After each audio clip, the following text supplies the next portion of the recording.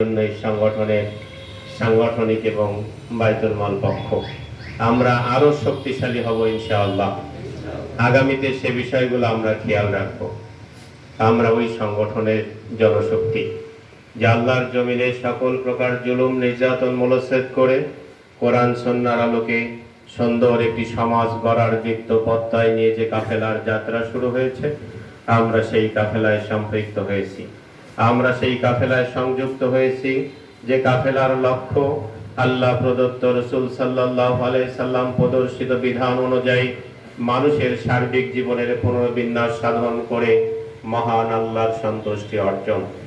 যে কাফেলার মূল মিশন এই বাংলার মানুষের ঘরে ঘরে, মানুষের দ্বারে দ্বারে কোরআনের আহ্বান, কোরআনের বাণী পৌঁছিয়ে দেওয়া, কোরআনের আহ্বান কলেমার দাওয়াত পৌঁছাতে গিয়ে বাতিল শক্তি যদি আমাদেরকে বাধা দেয়, বাধার প্রাচীর ডিঙ্গিয়ে সুকৌশলে কলেমার ঝান্ডা নিয়ে আমরা মানুষের কাছে পৌঁছবো।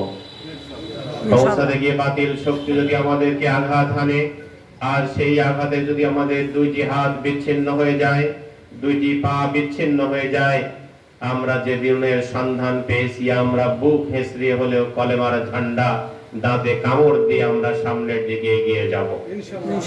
সামনের দিকে এগিয়ে যেতে বাতিল শক্তি যদি আমাদেরকে বুলেট মারে, আর সেই বুলেটে যদি আমাদের বুক ঝাঁঝরা হয়ে যায়, আর আমরা যদি ক্ষতবিক্ষত হয়ে যাই, আমাদের চক্ষু যদি উপড়ে যায়, আমরা অন্তর চক্ষু দিয়ে যে দিনের সন্ধান পেয়েছি, আমরা যে জান্নাতের সন্ধান পেয়েছি, আমরা সেই জান্নাতের দিকে তাকিয়ে থাকব। আমরা বাতিলের কাছে কখনোই মাথা নত করব না। মাথা নত করেনি আন্দোলনের প্রতিষ্ঠাতা আইএমএ জাহেলিয়াত সমাজ, যেই সমাজকে দূরীভূত করে সুন্দর সমাজ প্রতিষ্ঠার জন্য যিনি অক্লান্ত পরিশ্রম করেছেন, যাকে সেখান থেকে নিবৃত করার জন্য ওই সমাজের সবচেয়ে সুন্দর নারী, সবচেয়ে ভালো বাড়ি, সেই সমাজের রাজত্ব দিতে চাওয়া হয়েছিল, কিন্তু আল্লাহর দিন প্রতিষ্ঠার জন্য তিনি কোনোটি গ্রহণ করেননি।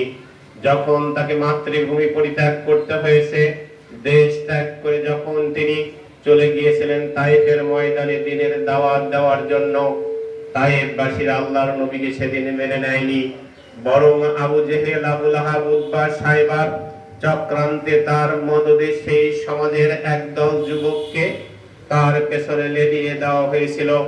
যেই যুবকরা হাতে পাথর নিয়ে বিশ্ব নবীর শরীরে নিক্ষিপ্ত করেছে, পাথরের আঘাতে যার সারা শরীর রক্তে রঞ্জিত হয়ে রক্তাক্ত অবস্থায় রক্ত ঝরে ঝরে জুতা মোবারকের মধ্যে পৌঁছে গেছে, জমাটবদ্ধ সেই জুতাকে আটকাতে গিয়ে, খুলতে গিয়ে যার সন্তানের মুখ থেকে হাদিস এসেছে, আমার জীবনের সর্বশেষ শক্তি প্রয়োগ করার পরে আমার পিতার পা থেকে তার জুতা মোবারকটি খুলতে সক্ষম হয়েছিলাম।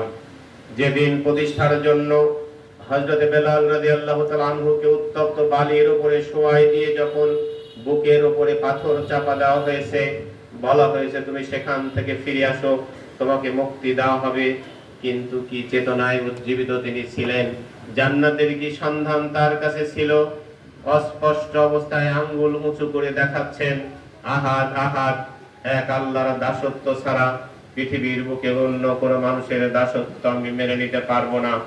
হযরতে খাব্বাব রাদিয়াল্লাহু তাআলা আনহুকে লোহা গরম করে, গরম লাল লোহা যখন শরীরের মধ্যে ঢুকিয়ে দেওয়া হয়েছে, শরীরের মধ্যে বড় বড় গর্ত হয়ে গেছে, দিন থেকে তাকে সরাতে পারেনি।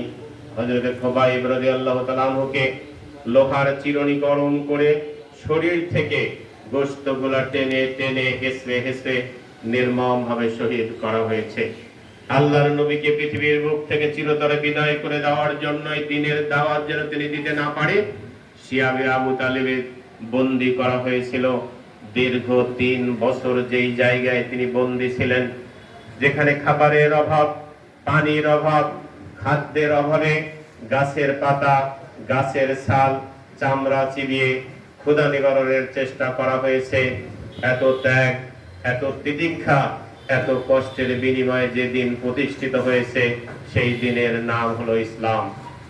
আমরা সেই ইসলামের উত্তরসূরি, আমরা সেই ইসলামের কান্ডারি, সেই ইসলামের ঝান্ডাই আজকে আমরা সারা বাংলাদেশের মানুষের কাছে পৌঁছাতে চাই।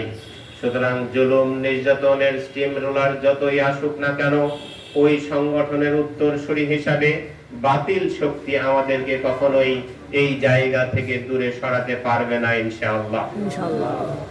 আজকে আমাদেরকে স্মরণ করতে হবে, আমরা যে সংগঠনে এসেছি, এই সংগঠনের লক্ষ্য, এই সংগঠনের উদ্দেশ্য আর আমাদের জাতির পিতা যিনি আমাদের নাম রেখেছেন